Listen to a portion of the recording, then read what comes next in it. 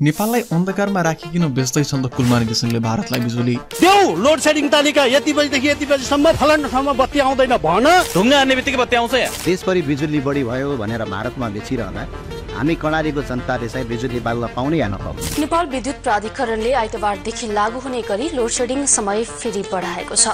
साल 2073 देखि लगातार 8 वर्षसम्म नेपाल विद्युत प्राधिकरणमा कार्यरत रही फाइदामा लगेका र उज्यालो नेपाल बनाएका कुलमान घिसिङ आजबाट बर्खास्त भएका छन्। उनी विरुद्ध ऊर्जा मन्त्री दीपक खड्का बर्खास्त गर्नमा कम्बर कसी लागि परेका थिए। अब यस्तै नै हो भने फेरि नेपाल अन्धकारमा नफर्केला भन्न सकिँदैन। आउनुस् बुझौँ यी सबै काण्डहरू आजको यस भिडियोमा। तर यो सरकारले मुलुकमा 16 घण्टा लोड सेडिङ हुने घोषणा गरेको छ। नेपालमा लोड सेडिङ फर्किन सक्ला या नसक्ला यस विषयमा हामी चर्चा त गर्ने नै छौँ। तर त्योभन्दा पहिला नेपालको लोड सेडिङ हुँदाको अवस्था कस्तो थियो र कुलमान घिसिङले कसरी लोड सेडिङको अन्त्य गरे यस बारेमा बुझौँ। आजभन्दा 8 वर्ष अगाडि नेपालमा 18 घण्टासम्म लोड सेडिङ हुने गर्थ्यो। नेपालीहरू एक्जामको रुटिन भन्दा पनि लोड सेडिङको रुटिनको पर्खाइमा हुने गर्थे। पानी भर्नदेखि मोबाइल र टर्च लाइटलाई चार्ज गर्न समेत 18 घण्टाको लामो पर्खाइमा बस्नुपर्ने हुन्थ्यो। गाउँमा लाइन आयो भनेर हल्ला गर्दा त झन् दसैँ आएको नै महसुस हुन्थ्यो। तर लोड सेडिङको अन्त्यको कहानी भने तिहारबाट सुरु हुन्छ। साल 2073 कार्तिकको महिना थियो। देशभर नै तिहारको लागि भव्य रूपमा तयारी हुँदै थियो। घरहरू झिलिमिलीले सजाउँदै थिए। तर त्यो लोड सेडिङको कारण त्यो बत्ती बल्न पाउँछ भने आश नेपालीहरूमा थिएन। तर यो वर्ष भने केही फरक हुँदै थियो। त्यो हो सधैँको लागि लोड सेडिङको अन्त्य।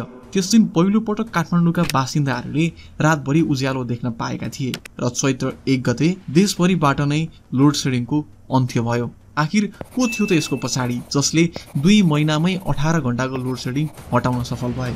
साल 2026 मङ्सिर 10 गते रामेछापमा जन्मिएका कुलमान घिसिङ भारतको रिजनल इन्स्टिट्युट अफ टेक्नोलोजी समेश्वरबाट इलेक्ट्रिकल इन्जिनियरमा ग्रेजुएट गर्छन्। भारतबाट पढाइ सकेर नेपाल फर्केका कुलमान घिसिङले चिलिमे जलविद्युत परियोजनामा 7औं तहको इन्जिनियरमा नाम निकाल्न सफल हुन्छन्। उनको नेतृत्वमा आउन साथ चिलिमे हाइड्रो पावरबाट मुनाफा गरी अन्य हाइड्रो पावरहरू पनि सफल हुन्छन्। र यति मात्र नभई उनले चिलिमे हाइड्रो पावरको सेयर बेची लोकल बासिन्दाहरूलाई समेत लखपति बनाइदिन्छन्। यसरी नेपालमा पनि बिजुलीबाट फाइदा गर्न सकिन्छ भनेर उदाहरण बनेका कुलमान घिसिङ नेपाल विद्युत प्राधिकरणमा तानिन्छन्। नेपाल विद्युत प्राधिकरणमा 2 वर्षसम्म केही गर्न नपाएपछि छोटो समयमै 2016 मा उनी नेपाल विद्युत प्राधिकरणको एमडी बन्न पुग्छन्। उनी एमडी बन्न साथ के गरे जसका कारण 18 घण्टाको लोड सेडिङ सधैँको लागि अन्त्य हुन पुग्यो।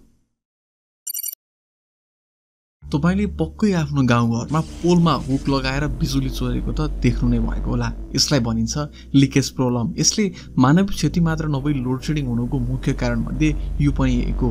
यसरी बिजुली चोरी हुँदा बिजुली खर्च त हुने, तर यसको कुनै पनि मेजरमेन्ट नहुँदा नेपाल विद्युत प्राधिकरणलाई करोडौंको घाटा त लाग्दै थियो। यो सँगसँगै म्यानेजमेन्टमा पनि हम्मे हुने गर्थ्यो। नेपाल विद्युत प्राधिकरणमा कुलमान घिसिङ आउनु अघि 26% बिजुली लिकेज हुने गर्थ्यो भने अहिले यो 2023 सम्म आइपुग्दा घटेर 15.38% पुगेको छ। जसका कारण पनि इलेक्ट्रिसिटी म्यानेजमेन्टमा केही सहज हुने गरेको छ।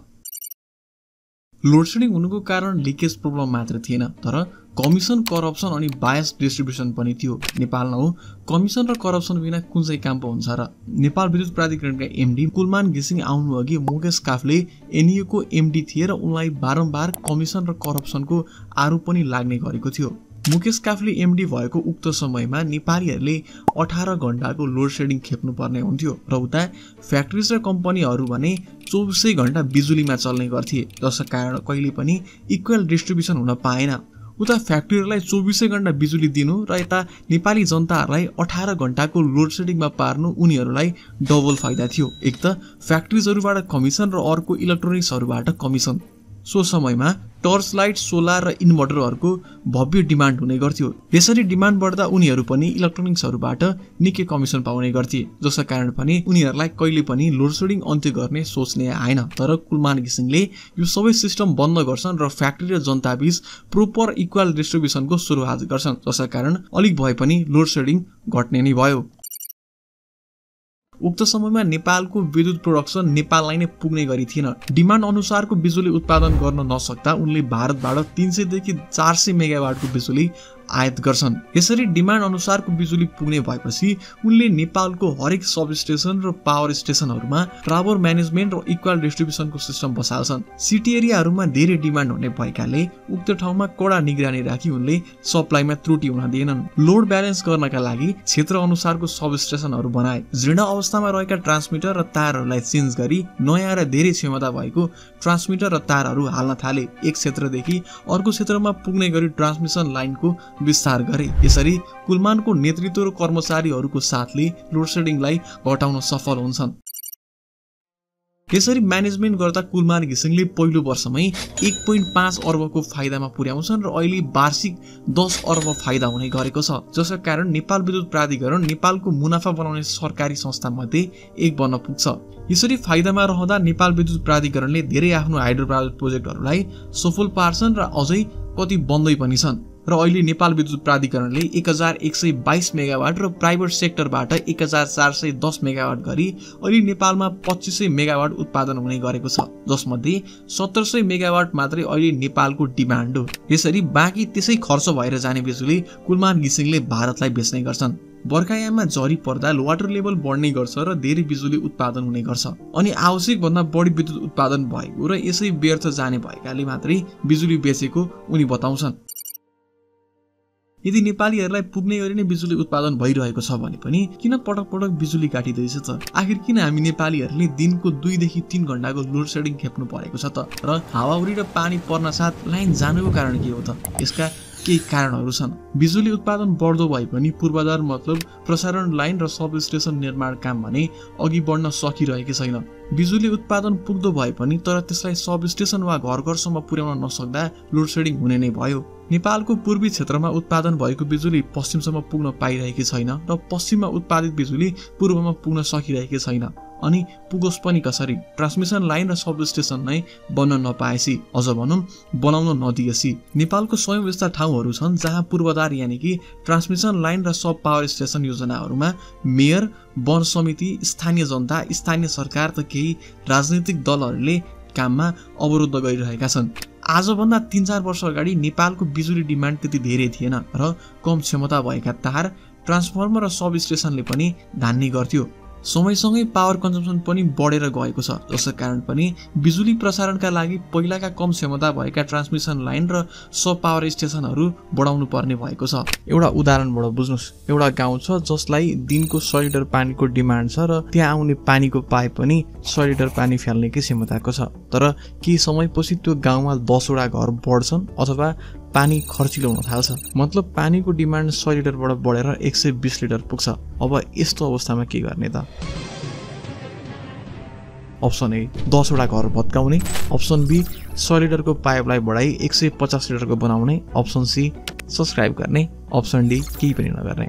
एकदम सही। 100 लिटर पानी बग्ने पानीको पाइपलाई बढाएर 120 वा 150 लिटर पानीको क्षमता थेग्न सक्ने पाइप फेर्नुपर्ने हुन्छ, अनि मात्रै डिमान्ड अनुसारको सप्लाई हुन्छ।